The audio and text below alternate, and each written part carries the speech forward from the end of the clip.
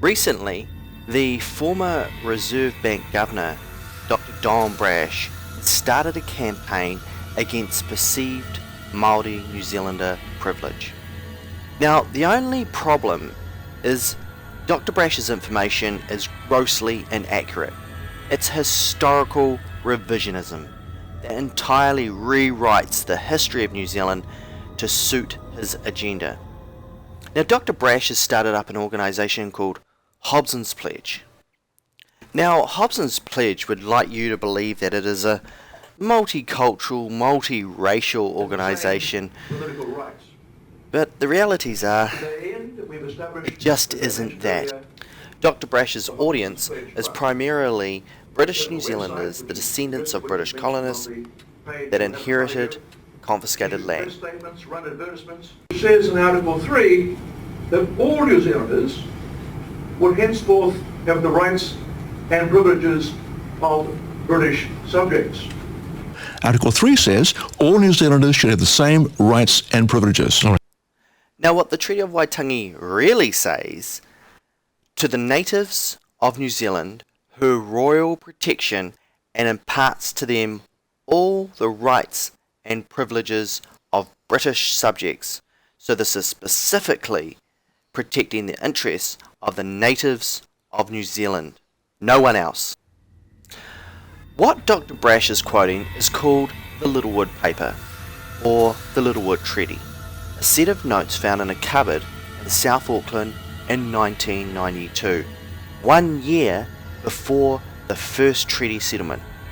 These are just a rough set of notes on the original Treaty of Waitangi. Now, the Littlewood Paper has not undergone any serious scrutiny.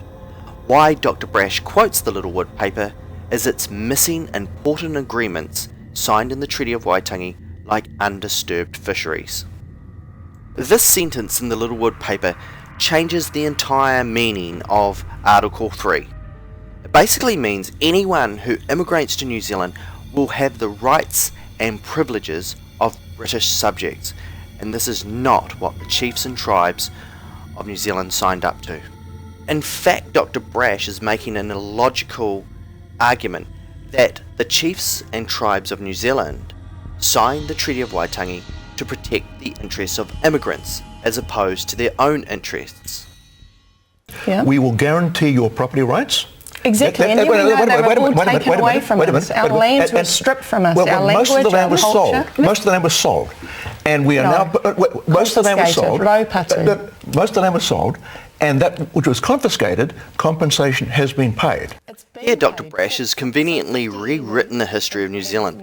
He's missed a minor event called the New Zealand Land Wars and also the New Zealand Settlements Act 1863. On the 3rd of December 1863, Sir George Grey at Parliament House in Auckland passed the New Zealand Settlements Act. What the Settlements Act did is it confiscated 4 million acres of private real estate. It was almost word for word the same as the Irish Settlements Act. War ravaged the North Island of New Zealand as millions of acres of private real estate was confiscated and then offered to privileged British colonists for a fee simple.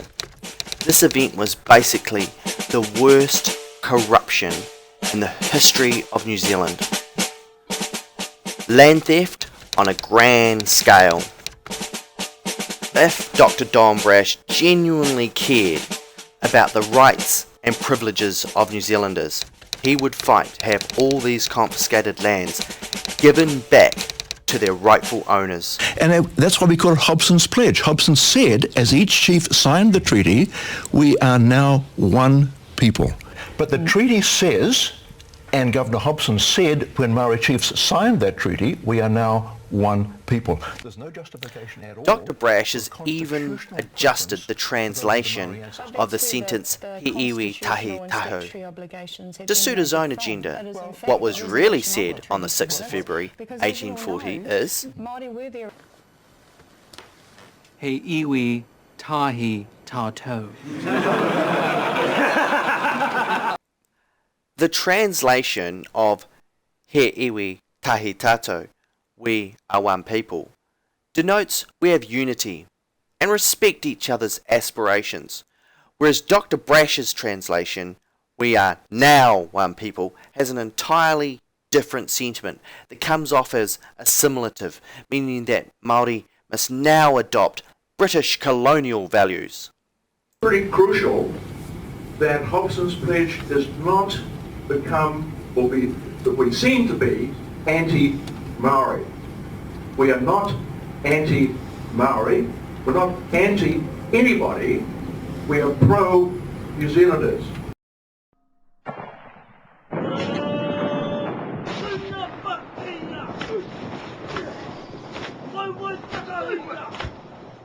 Vai,